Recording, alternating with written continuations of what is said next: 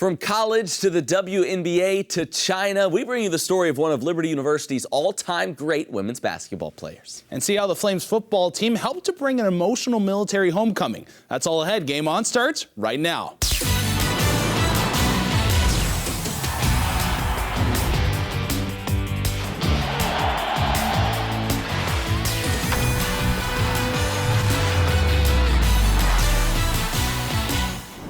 Welcome to Game On. He's Rett, I'm Matt, and what a show we have for you today, including a first look at both the Liberty men's and women's basketball team.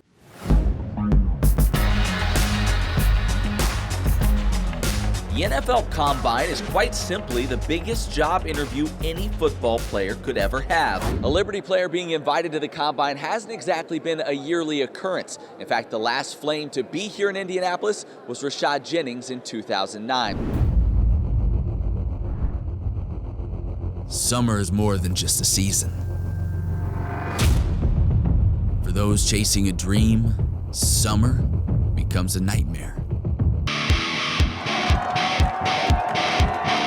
The experience is certainly one of a kind and includes over half of the student body, rivaling those at the Power 5 schools.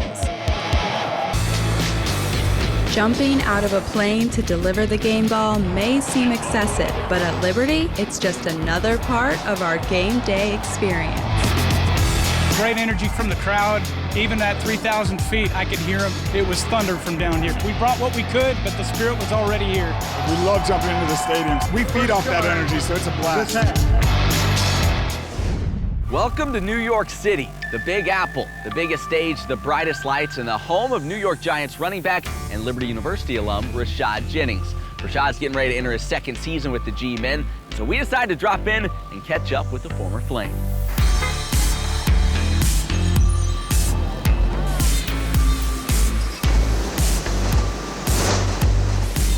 John, thanks for making time, man. We appreciate it. Let's start with this. Second year here in New York now. How much more comfortable are you here with the Giants today than you were this time last season? I'm familiar. Hello and welcome to a special edition of Game On from the brand new Liberty Softball Stadium. I'm Clement Townsend, joined by Matt Warner. One of our favorite people here at Liberty University is Dot Richardson, softball legend and coach of the Lady Flames. Sunny Clearmont, Florida, the Dot Richardson Invitational is underway. Fans from around the country have come to watch and cheer on their favorite team. But for one fan from Missouri, this Invitational is about a lot more. One of Riley's wishes comes true with the help of Make-A-Wish Foundation. This 10-year-old little girl gets to meet her role model, Olympic gold medalist Dot Richardson. I received the phone call from Make-A-Wish. I knew instantly what the foundation is about, and it was so humbling to feel that there was a young girl who wanted to meet me. And as soon as I heard, I said, I'm all in. Welcome to this special edition of Game On. We're outside the studio today. Lindsay Keith, Matt Warner here at the base of the incredible Liberty University Snowflex. That's right. It is incredible. It's a snowboarder's and a skier's dream come true. It's made of synthetic material, which means it can be used year-round, even right now in the summer months, which is pretty impressive. You've heard it before. You can't judge a book by its cover. Move forward. Dawson will drive to the rim, gets up. It's good! John Dawson wins it for Liberty! You just looked at John Dawson. He's strong. Goes up, layup, good! Oh! Spins around, Houdini! But boy, if you open up that book, the chapters and the stories would really bring a warming to your heart. That dude's got something.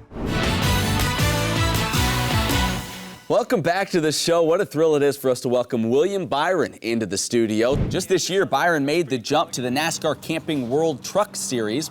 That's just 2 steps below the Sprint Cup Series, which is the highest level of NASCAR. Byron made the move following a championship season at the K&N Pro Series level. We caught up with Byron to ask him about the transition to this new level of racing.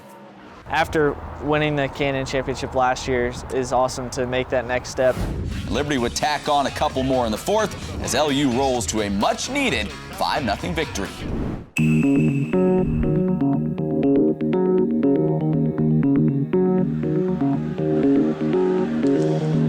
Lunsford has come onto the field. He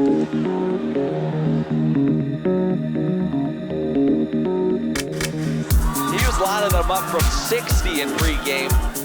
It's a part of the game that's really important. This will be a 57-yard attempt. A one snap, it's either make it or break it. It's good! Liberty kicker John Lunsford is a big-time scorer. What a weapon he is. But basketball isn't Green's only passion. He also loves to hunt, and recently he took us along on one of his early morning adventures.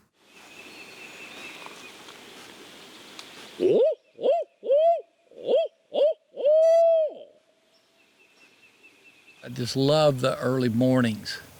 Early mornings is just so silent, so quiet. It's a great time just to reflect. It's certainly a creation that's waking up and praising God in their own way. I'm Kerry Green, the women's basketball coach at Liberty University. Today, we're going fishing. Fishing with Coach Green.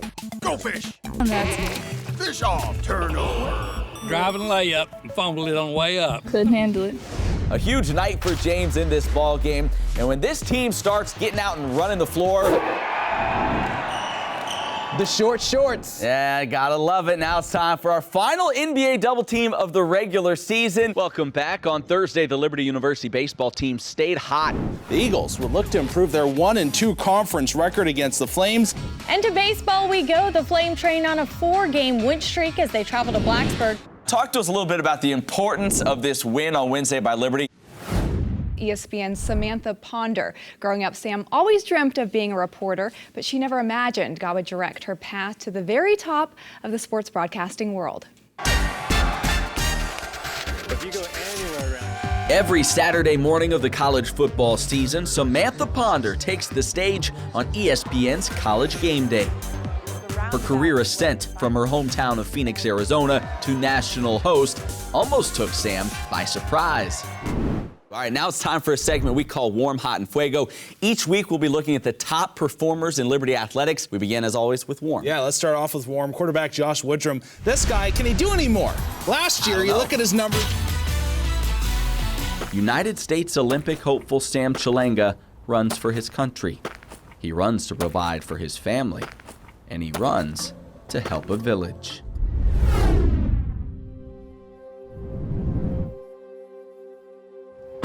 My story is not a neat one, but this is my story.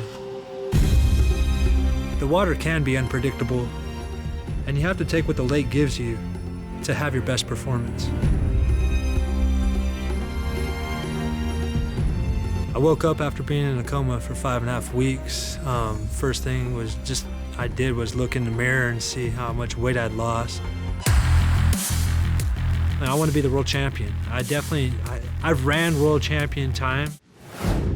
Welcome to our new weekly segment called the Club Sports Wrap. This is where we take a look at excellent performances this past week in club sports. Now, club sports, you might ask, is because the club sports department here at Liberty is equivalent to NCAA Division II.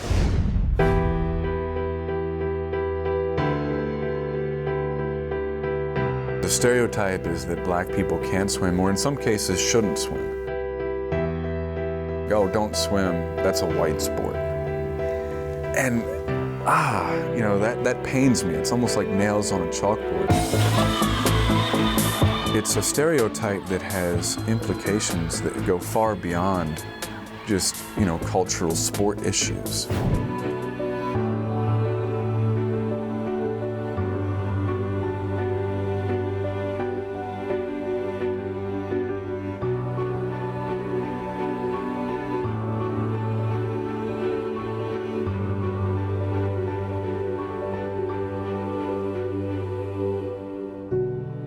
I shall be telling this with a sigh. Somewhere ages and ages hence, two roads diverge in a wood, and I took the one less traveled by, and that has made all the difference.